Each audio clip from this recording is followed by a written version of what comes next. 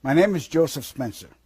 From May 1970 to October 1997, I served the United States government as a top secret operative, but not in a category that is commonly known or understood. I was known as a man in black. Following 7 years acting as a counterintelligence agent for the CIA, I was recruited for a new assignment that entailed working within above top secret operations. I was aware of the black budget projects, but never knew the context of them due to their high level of secrecy. Even the president was denied access to their inner workings. Annually, billions of dollars are poured into black projects, which operate without any supervision or intrusion. They have full autonomy.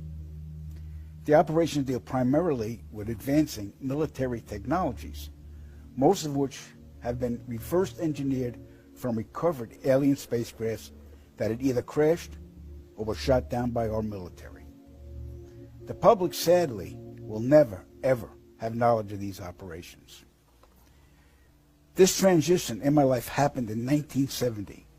The senior black project director was William T. Latham, who had worked under CIA Executive Director Richard Schlesinger. Latham stated that I was the perfect candidate for my new position. I was a foster child, and I had no connections to existing relatives. I had no friends or social life. It was easy for them to erase my past and provide me with a new identity. I gave myself to them as a priest would to his God. But first, my mind had to be erased. I was injected with various forms of mind-altering drugs, LSD, heroin, mescaline, morphine, sodium pentothal, and more. Drug-induced hypnosis followed with antegrade and retrograde amnesia.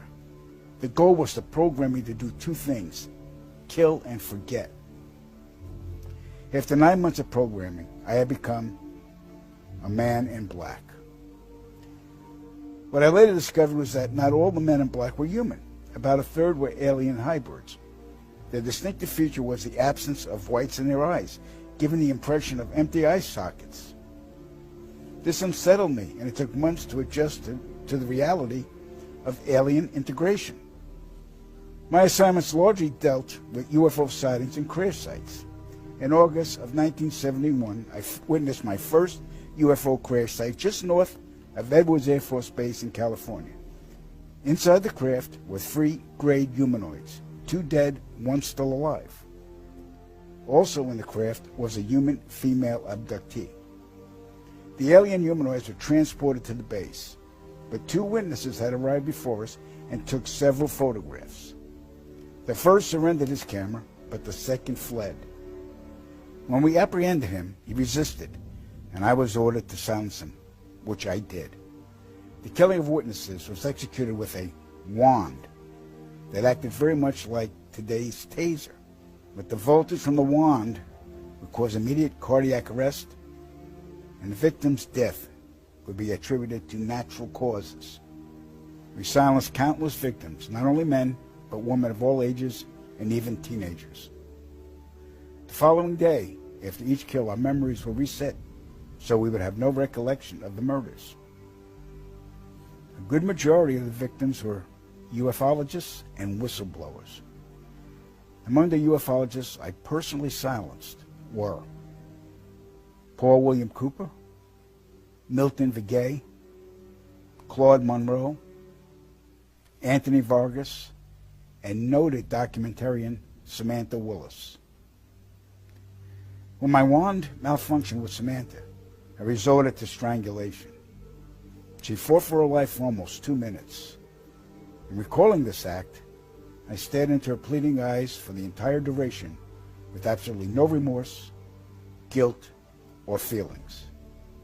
That was how effective the mind conditioning was. And it's her face that haunts my dreams more than anyone's to this day. So they stuffed out a documentarian. Yep. Well, that's not good to hear. Yeah. All right, we're going to move on.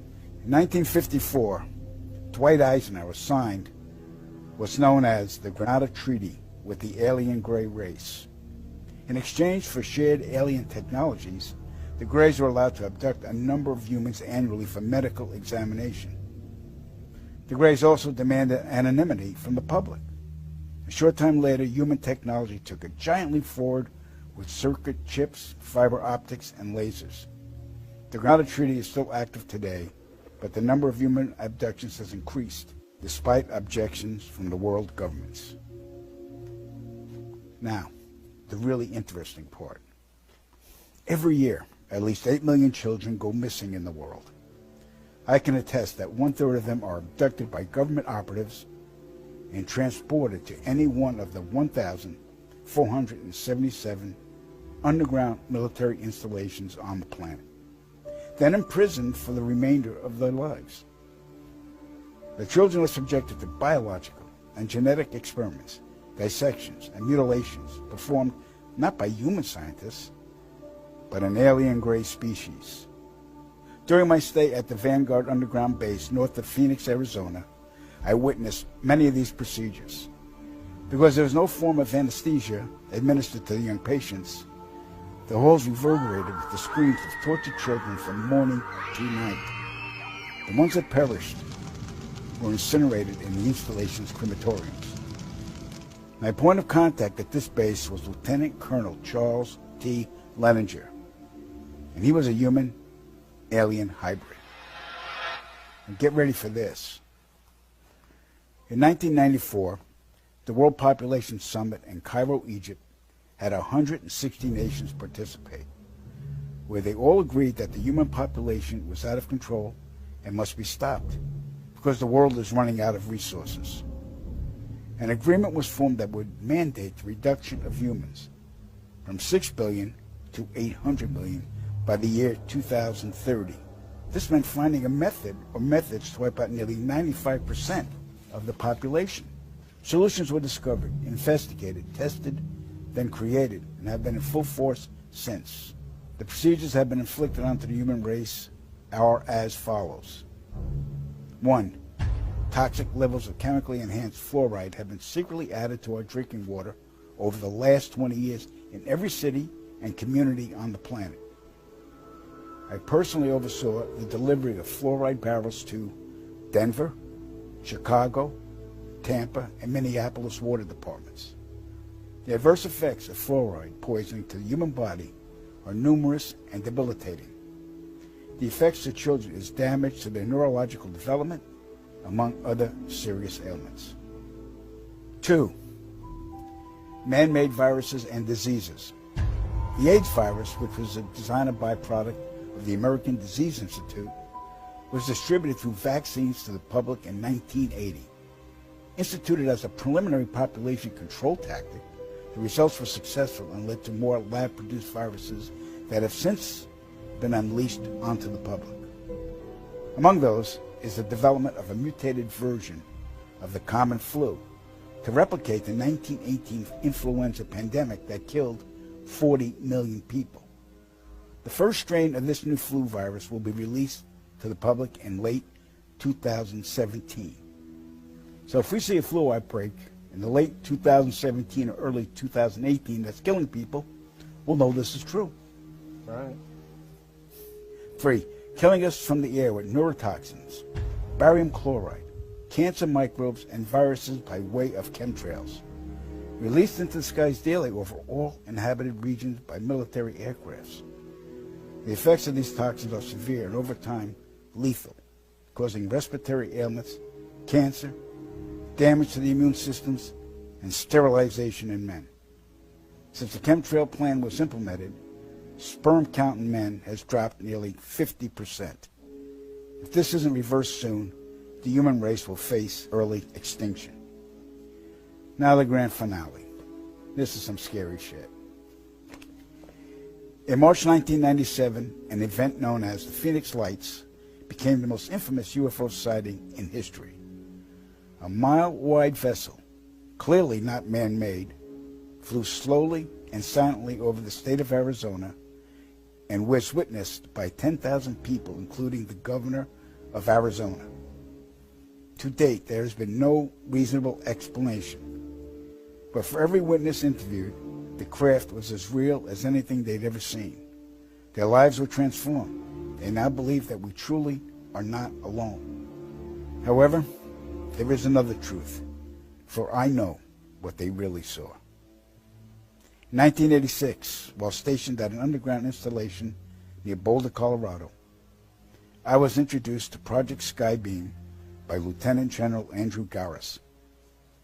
I was then led down a corridor and into a large hangar, where a stealth bomber hovered only 20 feet above me. I stood there confused. Then Garris looked over at me and smiled, then asked if I was certain of what I was seeing. I replied, of course. What else could it be? I was then shocked to find out that this wasn't a real craft. It was a projected hologram. Since the early 1950s, scientists had been developing holographic technology, and over the years improved it to a state that we can only imagine. As I stood there staring at the bomber, which looked so absolutely real and solid that I could reach up and touch it, I contemplated the possibilities. What if this projection was 1,000 feet up in the sky? How would anyone know that that was an illusion? The Phoenix Lights craft, witnessed by 10,000 people, was the first grand-scale skybeam test upon the public. It succeeded beyond expectations. In October 1938, Orson Welles unleashed his War of the Worlds radio broadcast to the American public. It was so realistically portrayed, vast portions of the population went into panic. Terrified citizens scrambled to evacuate their cities in droves. America had been easily tricked by very simple means. To amplify this response, those who are truly in power of not only our country, but all the countries on the planet, and who are the true purveyors of the depopulation process, have formulated the final stage of their sinister plan. In the year 2024, a global event will alter the course of mankind's future. The world will stand witness to a massive alien invasion. Thousands of projected holographic alien warships will blanket the skies, sending people into a global panic. Real military crafts within the holograms will inflict actual damage to the surrounding areas to sell the gimmick. And as a result of the ensuing human chaos, a one-world government will immediately form without any resistance from the people. They will be the New World Order. Once this happens, we as a people will be doomed to enslavement and accelerated depopulation. With that said, the only hope for human salvation is to acquire and spread the knowledge of these activities and agendas. Resist, retaliate, then conquer this imposing enemy. The time is now, as humanity is rapidly approaching its final days.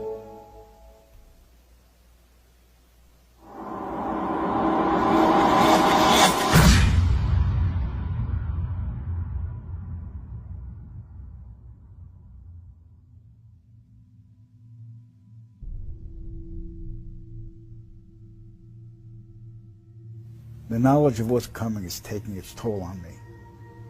I see all of these people living their lives, enjoying themselves, planning their futures, oblivious to the fact that it's all going to end soon. Here I am at a park where children are playing, and in the skies above, I can see the chemtrails, poisoning the air and slowly killing us all in plain sight. I've never felt so helpless. I want to scream out to the world, but I'd only be laughed at, ridiculed. When Claire said the memoirs were a fabrication, I secretly wished she was right. Then I could sleep at night. But I know, beyond a reasonable doubt, that it's all true. That Joe was being completely forthright. I saw it in his eyes. I heard the tremor in his voice when he spoke about it. It didn't come off as an admission. It was more of a deeply concerned confession. He was scared for us all. And that says a lot, coming from a man who was a government assassin.